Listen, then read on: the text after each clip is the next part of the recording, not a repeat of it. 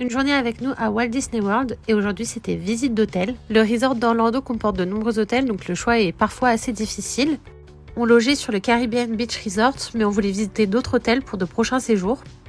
Et on a visité les hôtels avec lesquels on avait vachement hésité pour la réservation de ce séjour. Donc direction le Skyliner pour visiter l'hôtel Art of Animation. C'est un hôtel thématisé sur les films d'animation Disney et Pixar. Que ce soit Cars, La Petite Sirène ou encore Nemo. C'est cette thématisation et le Skyliner qui nous ont fait beaucoup hésiter. Mais au-delà des décors, les bâtiments ont beaucoup moins de charme et les lieux sont souvent extrêmement bruyants. Mais bon, on s'est quand même amusé à la salle d'arcade. L'Art of Animation et le Pop Century sont sur le même plateau desservi par le Skyliner. L'hôtel Pop Century se situe dans la même gamme Value et l'hôtel est thématisé autour des décennies emblématiques des années 50 jusqu'aux années 90. Avec des décors colorés et nostalgiques reprenant des personnages Disney iconiques. Les décors sont très sympas, dans leur jus.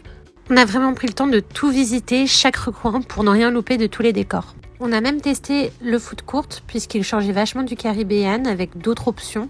Et en vrai, on a très très bien mangé. Le food court est assez varié, mais par contre, le lieu est extrêmement bruyant.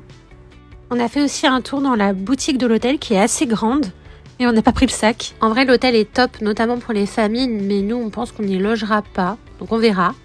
Enfin bref, nouveau jour, nouvel hôtel. Direction le Port Orléans French Quarter qu'on voulait absolument visiter.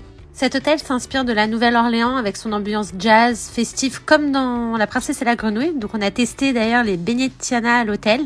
Ils étaient succulents et rien à voir avec ceux à Magic Kingdom, donc trop bons.